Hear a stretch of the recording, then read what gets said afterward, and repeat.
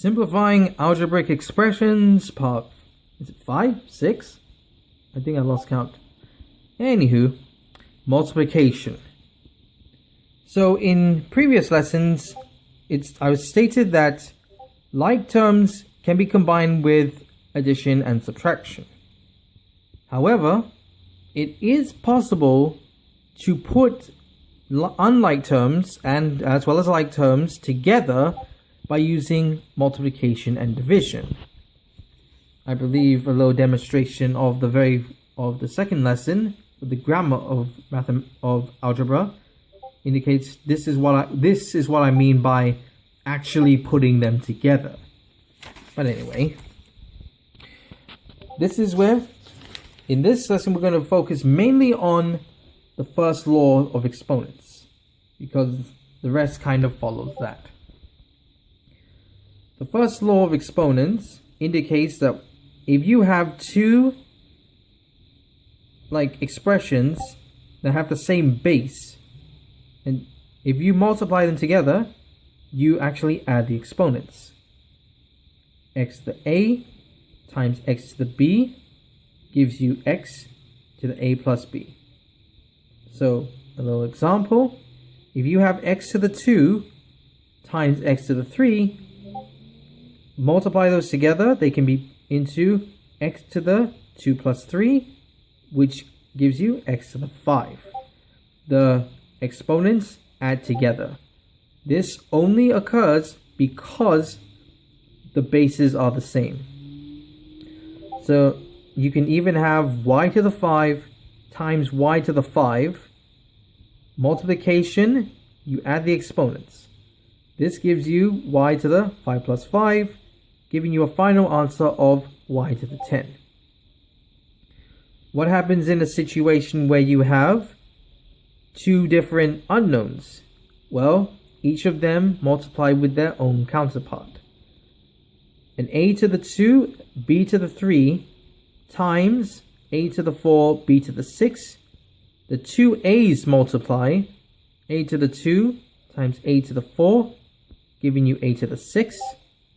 And b to the 3 multiplies with b to the 6, giving you b to the 9.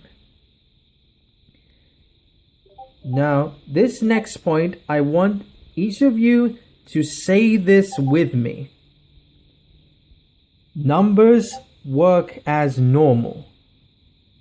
This law that I'm showing you right now only applies to the exponents. When you're dealing with numbers work like they always have been. So if you have, for example, 3x to the 3 multiplied by 4x to the 4, that 3 and that 4 multiply like they always have, giving you 12, and the x to the 3 times x to the 4 follows the first law of exponents, giving you x to the 7. So that final answer will be 12x to the 7. And then some of you may be asking, sir, what happens if they are different on both sides? Like this. 5a squared times 2b to the 3. The numbers multiply like normal. So you get the 5 times the 2, giving you 10. Since there's nothing else to multiply the a by, the a follows through like normal. And there's nothing else to multiply the b by, so it follows through like normal. Then, another example that you will typically see is something like this, where they are now mixing the different operations. Here, the original question was 7x squared times 3x to the 3 minus 4x to the 4 times 2x. Your mission was to simplify that. Board maths would tell you to use multiplication first. So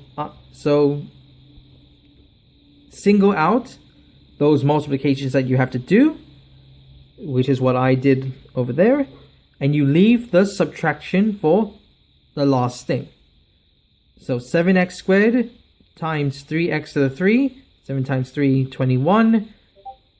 X to the 2 times x to the 3, giving you x to the 5. Minus 4 times 2, giving you 8. 4x to the 4 times x. Now remember, if you don't see an exponent there, it's an invisible 1. So that's actually x to the 4 times x to the 1, which gives you x to the 5. 21x to the 5 minus 8x to the 5. You notice that they're like terms. You can actually minus them. 21 minus 8, giving you 13x to the 5.